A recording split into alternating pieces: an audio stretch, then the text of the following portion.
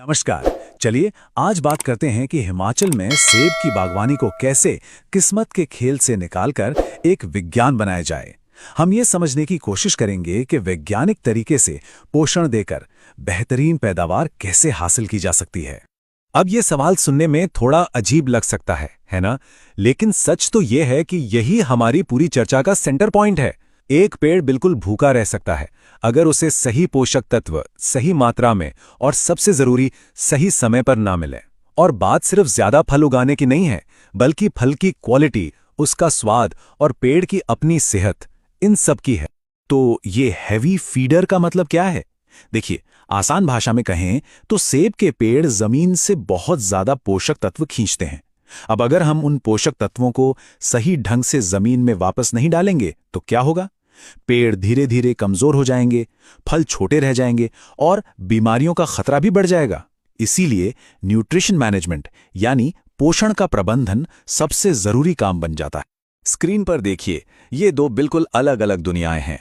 एक तरफ है अंदाजे से खाद डालना, जहां पैसा, मेहनत सब बर्बाद होने का चांस रहता है, और दूसरी तरफ है वैज्ञानिक तरीका, जहां हर फैसला डेटा पर आधारित होता है। इससे न सिर्फ मुनाफा बढ़ता है, बल्कि फल की क्वालिटी इतनी जबरदस्त हो जाती है कि बाजार में उसकी एक अलग ही पहचान बनती है।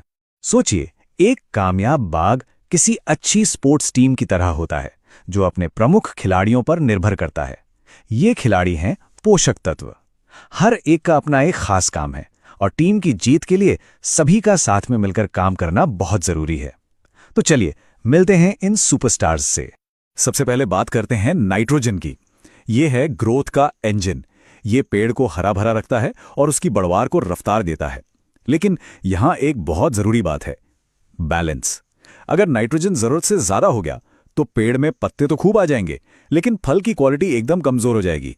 इसलिए सही मात्रा और सही समय, यही इसका मूल मंत्र है। हमारा अगला खिलाड़ी है फास्फोरस, जो पेड़ का पावर हाउस है। ये जड़ों को मजबूती देता है, जो कि पूरे पेड़ का आधार होती हैं।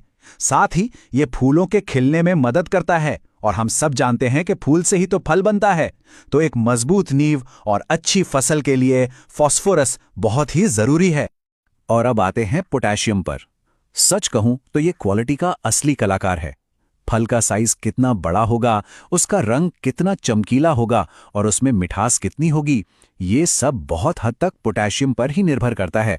असल में यही वो न्यूट्रिएंट है जो फसल को बाजार में अच्छी कीमत दिलवाता है। इन बड़े खिलाड़ियों के साथ साथ कुछ सपोर्टिंग एक्टर्स भी हैं जिनका रोल बहुत इंपॉर्टेंट है। जैसे कैल्शियम, ये फल का बॉडीगार्ड है जो उसे स्टोरेज में खराब होने से बचाता है। बोरॉन परागण में मदद करता है ताकि ज्यादा से ज्यादा फल में बदले। और जिंक, ये फलों को सही आकार देता है। इनकी जरूरत भले ही कम मात्रा में हो, लेकिन इनका असर बहुत बड़ा होता है। तो सबसे जरूरी बात यह है कि हम अंदाजे लगाना बंद करें और बाग की जरूरतों को सीधे उसी से पूछें। और इसका सबसे अच्छा तरीका है टेस्टिंग। मिट्टी और पत्तों की जांच करके हम ये ठीक से जान सकते हैं कि पेड़ को असल में किस चीज की जरूरत है और किस चीज की नहीं। ये दोनों टेस्ट यानी मिट्टी और पत्तों की जांच मिलकर पूरी कहानी बताते हैं। मिट्टी की जांच ये बताती है कि जमीन में क्या क्या मौजूद है। ये एक तरह से लॉन्ग टर्म प्लानिंग है। वहीं पत्तों की जांच ये बताती है कि पेड़ उस जमीन में से क्या चीज उठा पा रहा है। ये एक रियल टाइम रिपोर्ट कार्ड जैसा है, जिसके आधार पर तुरंत फैसले लिए जा सकते हैं। और मिट्टी की जांच में जो सबसे जरूरी चीज निकल कर आती है वो है पीएच। इस नंबर को याद रखना बहुत जरूरी है, 5.8 से 6.5। अगर पीएच इस लेवल से बाहर है तो चाहे कितनी भी खाद डाल दी जाए, वो पोषक तत्व मिट्टी में ही लॉक हो जाएंगे और पेड़ तक पहुंचे नहीं पाएंगे। तो ये पीएच लेवल उस ताले की चाबी है जो पोषक तत्वों का खजाना खोलती है। अच्छा, अब जब हम ये जान गए हैं कि क्या देना है, तो सवाल उठता है कि कब देना है। सही पोषण के लिए टाइमिंग ही सब कुछ है। चलिए पेड़ के साल भर के जीवन चक्र पर एक नजर डालते हैं और देखते हैं कि उसे कब किस चीज की जरूरत पड़ती है। ये टाइमलाइन साफ दिखाती है कि पेड़ की जरूरतें पूरे साल बदलती रहती हैं। फसल कटाई के बाद उसे अगले साल के लिए एनर्जी स्टोर करनी होती है। कली फूटने के टाइम उसे ग्रोथ के लिए नाइट्रोजन चाहिए होता है, और जब फल लगने का समय आता है तो उसे पोटेशियम और कैल्शियम की जरूरत होती है ताकि फल बड़ा, मीठा और मजबूत बने। सही पोषक तत्व, सही समय और अब सही तरीका। मॉडर्न टेक्निक्स ये पक्का करती हैं कि खाद का हर एक दाना बर्बाद ना हो और वो सीधा पेड़ की जड़ों तक पहुंचे, जहां उसकी सबसे ज्यादा जरूरत है। देखिए, पोषक तत्व देने के 3 मुख्य तरीके हैं। पहला, जो पारंपरिक तरीका है, वो है मिट्टी में डालना। दूसरा, जो बहुत स्मार्ट तरीका है, वो है फर्टिगेशन, जिसमें ड्रिप सिंचाई के पानी में ही पोषक तत्व घोल दिए जाते हैं। और तीसरा है फोलियर स्प्रे, जो किसी खास न्यूट्रिएंट की कमी को तुरंत पूरा करने के लिए एक तरह से फर्स्ट एड का काम करता है। और ये चार्ट देखिए, ये साफ साफ बता रहा है कि फर्टिगेशन कितना असरदार है। इस तरीके से पोषक तत्वों का इस्तेमाल 30 से 50% तक बढ़ जाता है। इसका सीधा सा मतलब है कम लागत में ज्यादा फायदा।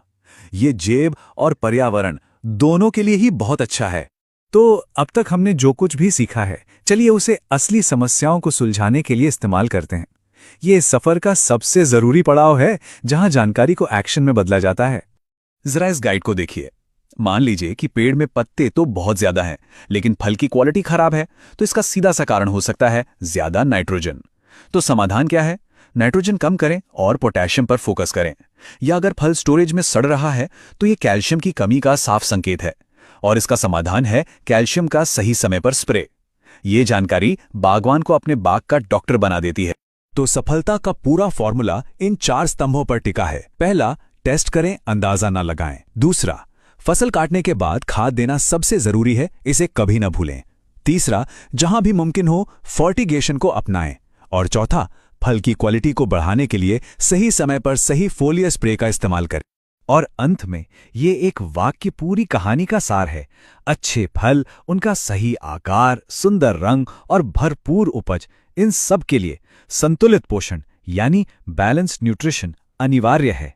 ये कोई ऑप्शन नहीं, बल्कि सफलता की पहली शर्त है। इस जानकारी के साथ अब हर बागवान विज्ञान को अपनाकर अपने बाग की तकदीर खुद लिख सकता है।